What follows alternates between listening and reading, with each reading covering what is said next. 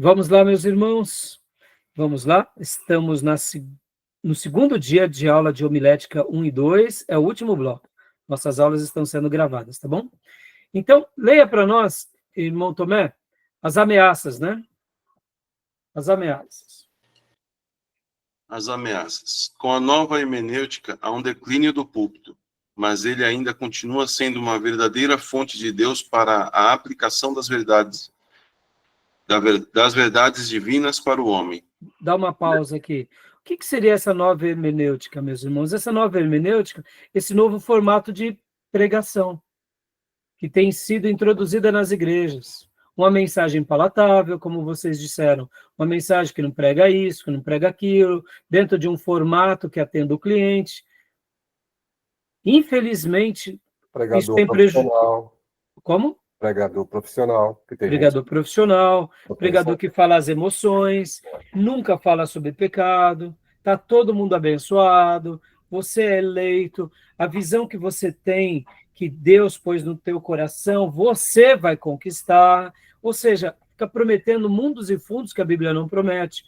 Por outro lado, pela misericórdia de Deus, Deus ainda continua salvando, porque mesmo que algumas pessoas não falem da Bíblia toda, ou ainda não apresente todo o plano redentivo, quando é falado sobre Jesus, a salvação, almas sedentas ainda se convertem nos lugares mais variados. Então, mas é por isso que estamos aqui, para fazer o oposto, para a gente não se enveredar para essas práticas de mercado, nem nos tornarmos profissionais da fé, mas para que a gente possa levar apenas a palavra de Deus a cada coração e que a gente possa ser apenas uma igreja bíblica. Só isso, simplesmente uma igreja, né? Tá bom? Então, a nova hermenêutica basicamente seria isso, tá? Pode ler o 2, Tomé, por gentileza. Com o advento capitalista, cujo maior instrumento é o consumo, mercado como Deus, há uma comercialização e produção desregrada das novas linguagens bíblicas, o que na versão linguagem de hoje distorce-se as palavras de cunho doutrinário, atenuando o poder de impacto, tanto da mesma quanto do ouvinte. Aqui, o professor Sérgio Mascarenha faz até uma alusão à linguagem de hoje, aquela Bíblia, né, irmãos? Prestem bastante atenção, irmãos. Eu não vou julgar aqui que os tradutores que fizeram a Bíblia na linguagem de hoje fizeram para atender ao mercado, tá bom? Porque eu me recordo, inclusive, e eu conheci os tradutores da Bíblia em linguagem de hoje. Eles tiveram uma proposta. Qual foi a proposta? Atingirem pessoas não alfabetizadas, ou pessoas... das pessoas bem pobres, que moram nos lugares mais variados, porque a Bíblia, como qualquer outro livro, ela tem uma quantidade X de vocabulário. E na linguagem de hoje, eles tentaram fazer ali uma Bíblia com vocabulário reduzido, para que essas pessoas tivessem ali um primeiro contato com as Escrituras.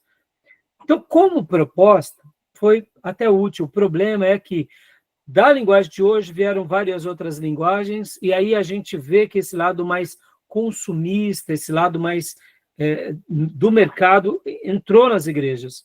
E aí, irmãos, fazendo agora uma crítica, né? A versão linguagem de hoje, como essas outras versões, né, que são parafraseadas a Bíblia, se a pessoa ficar só com essa versão, é praticamente um suicídio espiritual, porque vai tirar muitos textos sagrados e muitos ensinos de Deus. Olha, se o Espírito Santo ele deixou uma quantidade X de vocábulo, compete a nós deixarmos esses vocábulos, porque é a palavra de Deus, e compete a nós explicarmos o que significa. Aí onde entra o processo do discipulado.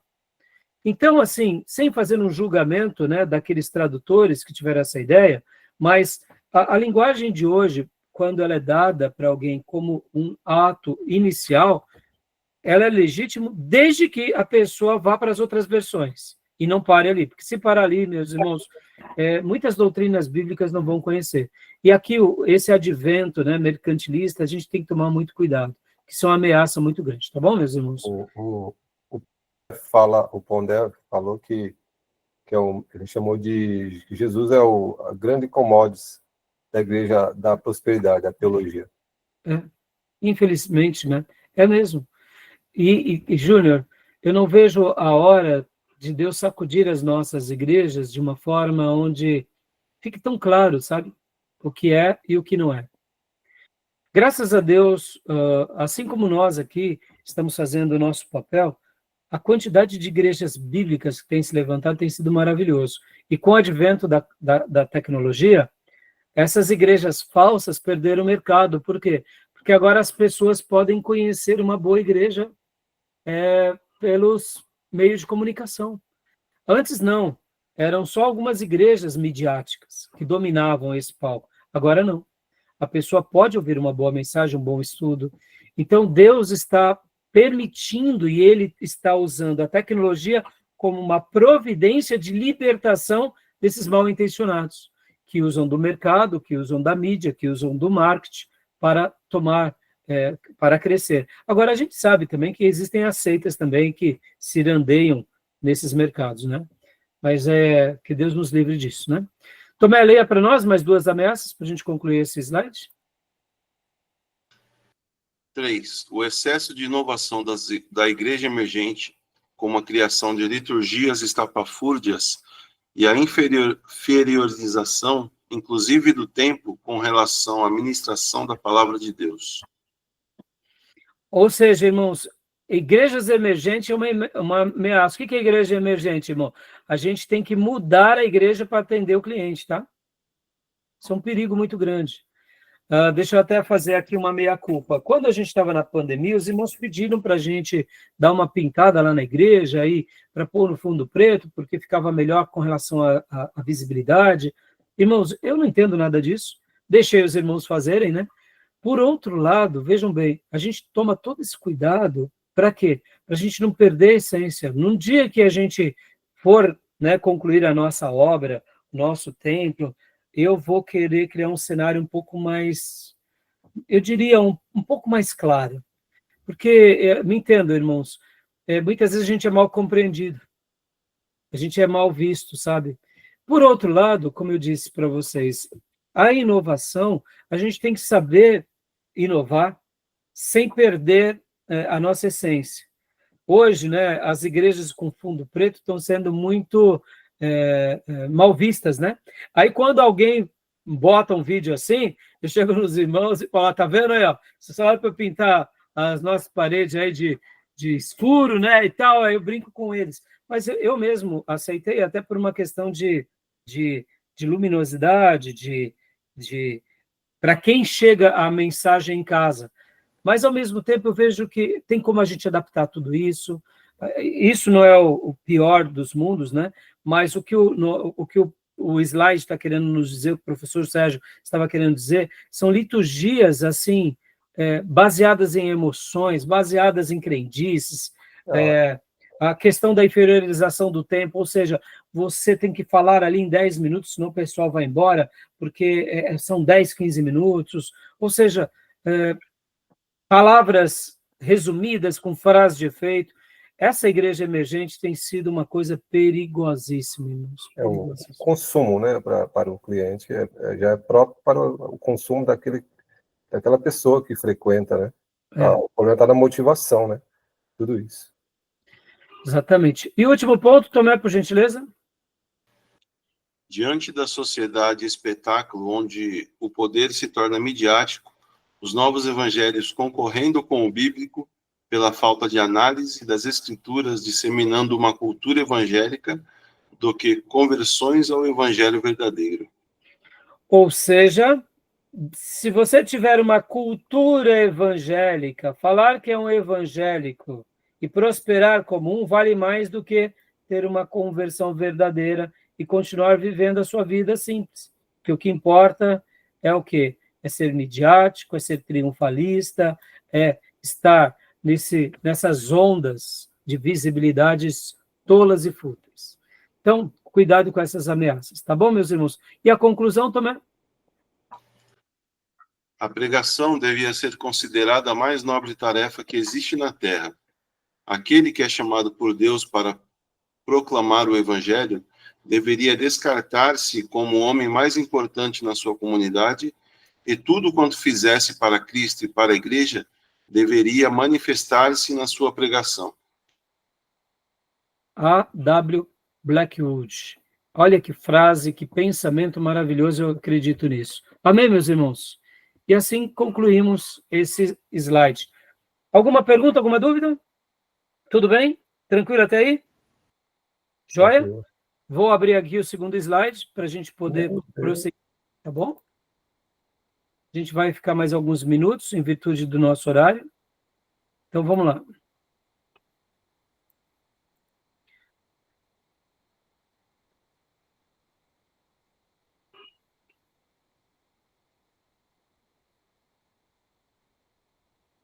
Mudar aqui. Só parar aqui. Deixa eu mudar, que não estava conseguindo mudar.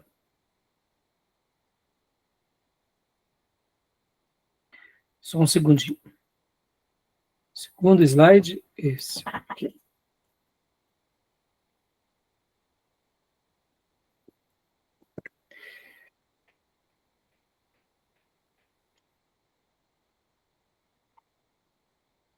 Irmã Miriam, tem a bondade de ler para nós, por gentileza, minha irmã? Ainda estamos dentro da temática de homilética 1, tá, meus irmãos? Vamos lá. Pastor, eu não consigo enxergar esses negócios aí que tá na frente. Não tá? Não Os conseguiu? negócios na frente, não consigo enxergar. É? O Então tá bom. cabeçalho. Então tá bom. Júnior, leia para nós, por favor, Júnior. Os objetivos da pregação: transformar vidas. Qual é o foco, irmãos, da nossa pregação, se não esse? Começando pela nossa própria vida. Ou seja, não adianta a gente achar que a gente está ali sendo apenas um orador que passa um conhecimento. O grande propósito da nossa pregação é levar parte daquilo que Deus fez conosco ao ponto em que muitos sejam transformados como nós fomos transformados.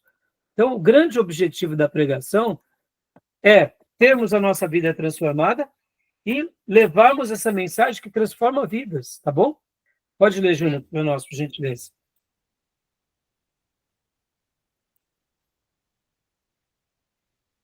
Está bloqueado seu microfone, Júnior. O objetivo constitui um guia indispensável quando se está preparando o sermão. Ele irá determinar o tema e até o texto da pregação. Ele selecionará, limitará e determinará as ideias a serem usadas no desenvolvimento da mensagem. Prestem bastante atenção agora, dentro das estruturas da homilética, a gente está entrando em algumas palavras bem chaves, os objetivos da pregação. Falamos que, claro, que o grande objetivo da mensagem é transformar vidas, mas, ao mesmo tempo, agora já dissecando um pouco essa mensagem, a gente sabe que essa mensagem que nós estamos dissecando, ela, querendo ou não, ela tem os seus objetivos. Eu tenho que ter um objetivo na minha pregação, né? Como eu mencionei há pouco para vocês esse domingo que passou. Eu queria falar sobre a perseverança de José. E Deus me presenteou com essa ideia. Porque, num primeiro momento, deixa eu até falar um pouco para os irmãos, eu estava trabalhando dentro das virtudes de José. Ia fazer um paralelo das virtudes. E enquanto eu falava das virtudes, eu falei, Deus colocou no meu coração sobre a perseverança. Eu falei, olha, a perseverança é um assunto tão bom de ser trabalhado, que eu gostaria de gastar pelo menos uma mensagem. E aí, no andar da carruagem, como eu mencionei para vocês, destacou o lado da bondade. E quando eu fui fazer as minhas lições de casa, lendo o texto de Gênesis, nos capítulos que lemos, fica tão claro e evidente que José era bondoso com todos. Ou seja, ele praticava a benignidade e a bondade. Quando o mal batia sobre ele, ele reagia positivamente. Mas quando ele podia, ele arrumava uma ocasião para abençoar alguém, ou para não ser infiel com o outro. Então ficou tão claro. E por que eu estou falando isso? Quando a gente descobre o objetivo, a gente fica seguro, porque, como diz aqui, ele é um guia indispensável.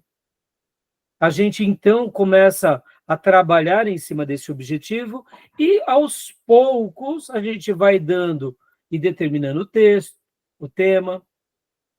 No caso, o texto da pregação é pelo qual você já está se baseando. Aqui ele fala que até o texto da pregação, quando você tem um objetivo e você está criando uma mensagem temática, Deus põe no seu coração falar sobre santidade. E você está estudando sobre santidade. Você ainda não tem o texto. Você tem vários textos. Você tem que selecionar um. Parece fácil, mas é muito difícil isso também.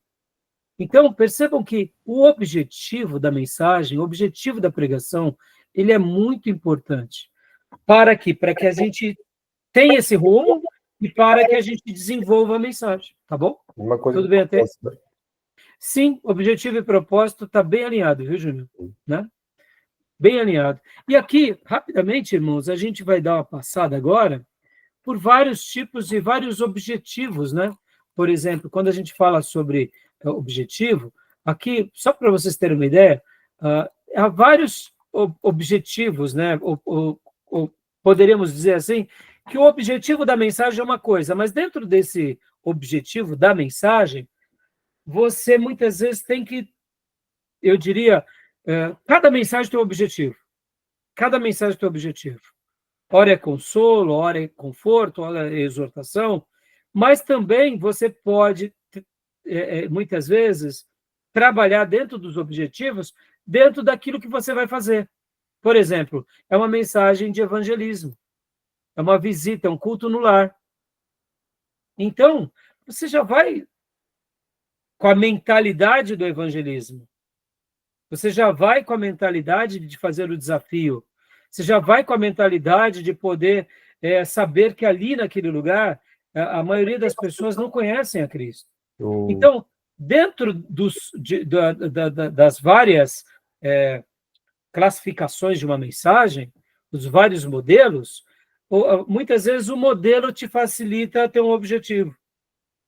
Mas tente pensar no objetivo não só como essas classificações paralelas. Lembre-se de que cada mensagem você tem que ter um objetivo, tá bom? O objetivo é o caminho, né? Hã? O objetivo é como um caminho e o evangelismo como objeto, né? Exato. E, seria menos isso. E a pessoa é o alvo, né? Exatamente. O objetivo é o caminho, né? E o evangelismo vai ser um objeto, vai ser uma ferramenta que vai te facilitar esse caminho.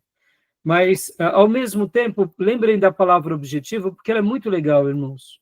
Porque muitas vezes você está fazendo o seu estudo, Deus está falando com você, e de repente você fala assim, tá, mas qual é o objetivo de tudo isso daqui? Por onde eu vou ir? Entenderam? Tá bom?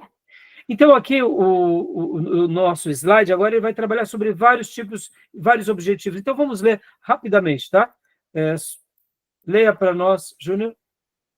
Por favor. Levará o ouvinte a crer na palavra a ponto de se converter pela mesma. Incluirá o arrependimento a fim de haver uma legítima conversão. É uma experiência pessoal a ser desenvolvida por toda a vida. Deve ser feita de forma legítima para não distorcer o evangelho. Ou seja, é um objetivo evangelístico. Agora, um objetivo doutrinário. Levar o crente ao conhecimento das doutrinas básicas da fé. Incentivar a maturidade espiritual pelas verdades bíblicas. Mudar os cristãos nas suas posições. Obreiro, marido, cidadão, funcionário, filho, etc. Estruturar o sistema de valores dando a base para as decisões. Discernir a vontade de Deus para a vida. Propósito apologético e resistência à apostasia. Ou seja, é mais fortalecimento na fé. Objetivo ético. Por gentileza, Júnior. Moldar os cristãos nas suas posições. Obreiro, marido, cidadão, funcionário, filho, etc. Envolverá a mordomia cristã, missão integral, bioética, moral e ecologia. Quarto objetivo, por gentileza. Quarto, consagração. O foco é a constante batalha contra o pecado. Levar o cristão a uma dedicação maior ao Senhor. Joia. Quinto, devocional. Dá ênfase na relação do cristão com Deus, espiritualidade. Os assuntos transitam em torno da adoração, oração, culto, meditação, contemplação, quietude. Sexto, por Texto favor. pastoral ou alento. Visa ajudar o povo em seus problemas. Os assuntos giram em torno do sofrimento, medo, morte, perda, adversidade, dúvida, desespero, preocupação, paz interior, traumas, culpa, solidão, ansiedade. É trabalhar a esperança no meio do povo. O povo espera ouvir algo que o ajude a enfrentar os temporais da vida. Joia. E aqui, pode ler conclusão? O objetivo geral leva ao específico. O objetivo deve ter a sua especificidade. A pergunta é: o que se quer que aconteça na vida do ouvinte como resultado do sermão? É aquilo que o pregador quer que os ouvintes façam. Eu vou deixar essa parte da conclusão para depois, para a próxima aula, porque vamos só para a gente falar rapidamente aqui, irmão, sobre a questão dos objetivos que a gente viu há pouco, só para a gente estar concluindo essa parte. Talvez você fale assim, pastor, então quer dizer que em cada mensagem eu tenho que pensar se é uma mensagem evangelística, se é de edificação, se é de consagração, se é pastoral, se é ético. Não, meus irmãos, o que nós estamos dizendo aqui, aprendendo, é que dentro dos objetivos, você tem esses também, ou seria temas ou propostas. Eu gostaria agora até de usar essa parte dos objetivos de uma outra forma. Aqui o nosso querido professor Sérgio deu uma pincelada mostrando que dentro dos objetivos, nunca perca de vista se é um evangelismo, se é uma edificação, etc. e tal. Mas eu queria destacar o objetivo da mensagem que você está escrevendo, que você está trabalhando. Tente, em cada estudo, ou em cada mensagem que você for montando, você sempre fazer essa pergunta: qual é o objetivo dessa mensagem? O que eu estou querendo passar para os meus ouvintes? Naturalmente, vai ter uma resposta. Por exemplo, quando estava falando sobre Jacó, e a fase dele em que ele estava vivendo aquele período até sair da casa dos seus pais, depois que ele mente, ali pegando a bênção, eu trabalhei mostrando algo da seguinte forma: Jacó tentava, de qualquer jeito, pela força do seu braço, conquistar a bênção de Deus, mas só naufragou. Então, qual era o meu objetivo? É mostrar que, inclusive eu usei uma frase que eu achei muito legal, que, como que era mesmo? Que está no meu caderno. Que Deus, quando a gente tenta fazer isso, quando a gente tenta dar uma ajuda para Deus, deixa eu pegar aqui que é bem fácil. A gente só atrapalha. Quer ver? É isso. Os espertalhões no reino de Deus sempre se tornam os bobalhões desta vida.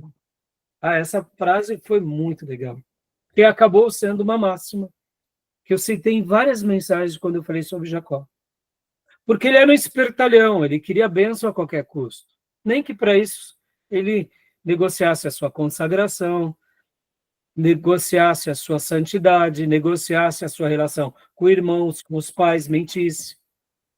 Então, perceba que essa frase foi muito legal porque ela virou uma frase de efeito que fazia as pessoas refletir. Será que eu estou sendo um Jacó? Perceba, qual era o meu objetivo ali? É mostrar que espertalhões no reino de Deus viram bobalhões nessa vida. Porque Deus não nos chamou para ser espertalhão. Deus nos chamou para ser um sal e uma luz que brilha segundo seus valores.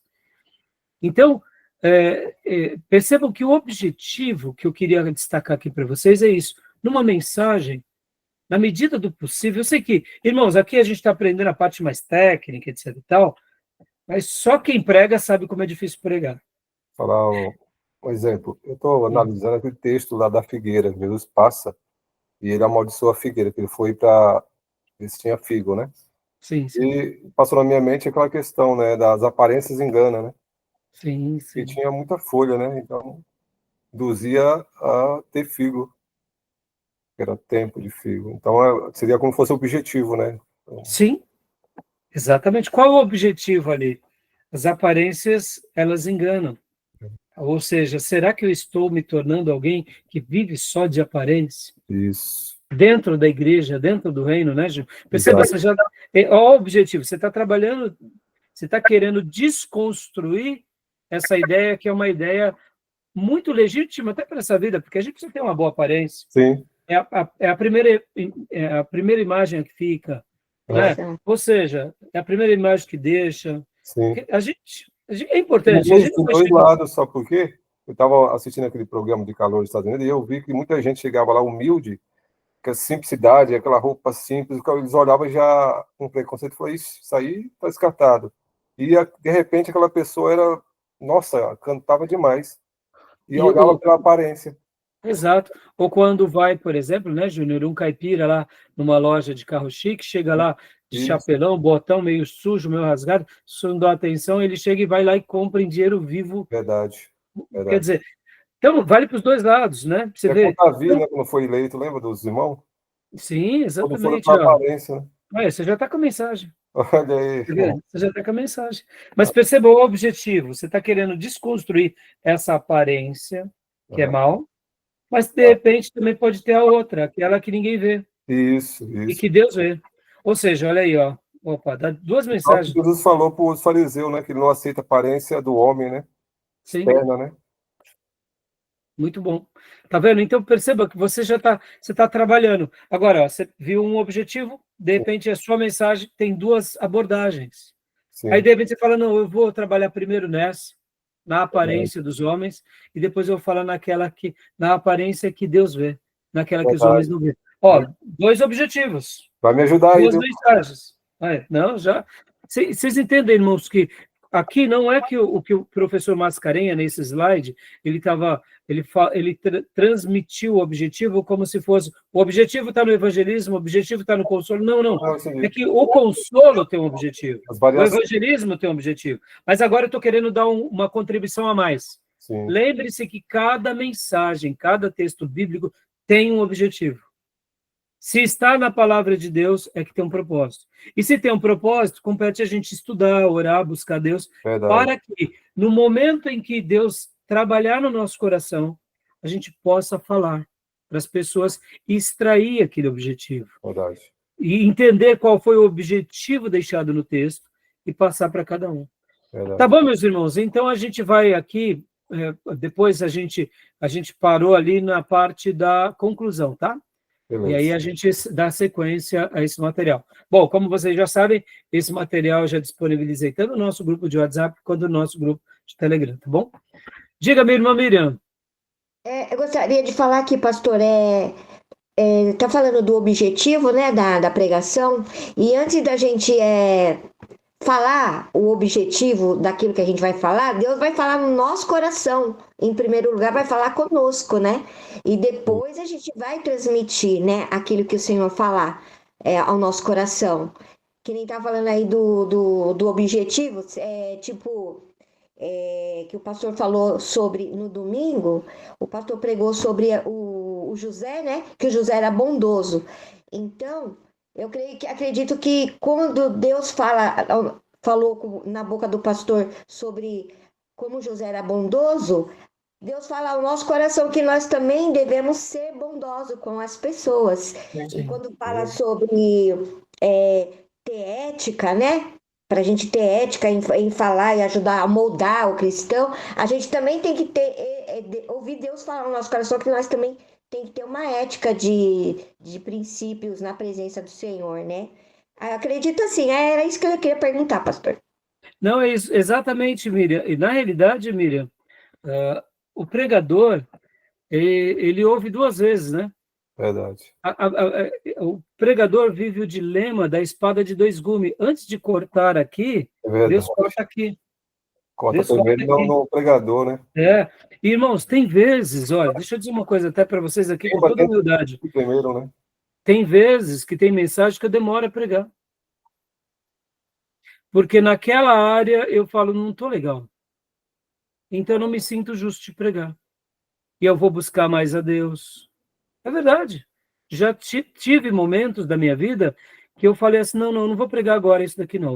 Eu vou buscar mais a Deus sobre esse assunto, para depois chegar lá com honestidade. Porque assim, irmãos, talvez vocês perguntem, mas pastor, então quer dizer que a gente tem que viver tudo aquilo que a gente prega? Sim, claro. Agora, e quando a gente não estiver vivendo tudo que a gente prega, a gente tem que ser honesto. Quer ver um exemplo, irmãos? Um dos temas que nós sempre ficamos devendo é o tema da oração. Por mais que eu tenha uma vida de oração, e hoje eu posso orar muito mais do que eu orava antes, eu acho que ainda posso melhorar. Então, eu gosto de ser honesto e me colocar de forma inclusiva. Quando falo, não falo, irmãos, vocês precisam de orar mais. Falo, irmãos, nós precisamos orar mais. Verdade. Eu gosto de usar o verbo no plural para me tornar inclusivo, não porque eu estou devendo. Como eu disse, não é porque a gente fica devendo algo, mas é porque tem horas que essa pseudo-humildade ela é boa para nós mesmos. Porque como pregadores, a gente acaba apontando os erros alheios, tem hora que a gente acha que não tem erro, e é mentira isso, a gente tem erros. E quando eu disse há pouco que eu me esforço, né, para não... no sentido assim, não vou pregar agora, vou pregar depois, é porque eu falo, não, eu sei que eu vou melhorar nisso, eu preciso melhorar. E outra coisa, pastor, quando você fala com honestidade, daquilo que você está vivendo, você fala com autoridade. Não tenha dúvida, João.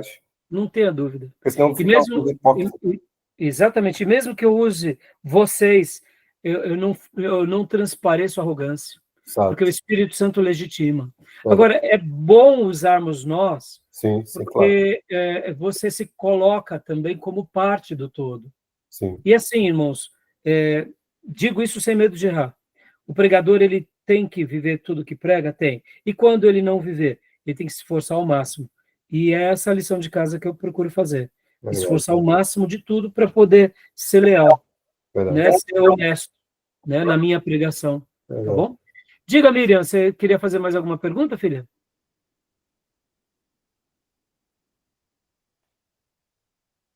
Era só aquela mesmo, pastor. Sobre... aquela. Obrigado pela resposta. Joia. Meus irmãos, mais alguma dúvida? Terminamos por aqui? Tranquilo. Então, peguem firmes nos materiais extras. O livro ajuda também, né? Hã? O livro também nos ajuda também a essa compreensão maior, né? Sim. Agora, irmãos, se vocês notarem que o livro pelo qual estamos usando está... Porque a minha edição, ela é mais nova. Eu baixei. Então, a minha edição ela é mais nova, e por ela ser mais nova, o linguajar está mais tranquilo, né? Sim. Por exemplo, naquela versão que nós estamos usando de 1960, fala prédica, e aqui fala pregação. Então, os termos, né, as palavras, a construção verbal, e como eu disse, se você também quiser utilizar um outro livro, né, como eu mencionei naquelas listas, e dei até aquelas sugestões, fique à vontade de me procure no pessoal depois, tá bom? Certo. Beleza? Mas fiquem dentro desses que eu falei como livro-texto, tá, irmãos? Vai pegar um livro qualquer e ler, porque eu não vou considerar como nota, tá? O Macedinho pode? Então, aí você me complica, né? Tá bom, meus irmãos? Mais alguma pergunta? Não? Deus abençoe, meus irmãos. Paz aos irmãos aí. Até quinta, querendo Deus. Deus abençoe. Deus abençoe. Deus abençoe. Libras, Deus abençoe. Miriam, a gente não está te vendo, Miriam. A gente está te vendo. A sua câmera está desligada. Ela está fazendo em Libras, tá? Para nós tá. Não está aparecendo. Depois Deus abençoe. Amém. Não deu para ver. Deus abençoe, Miriam. Fica com Deus. Paz, irmãos.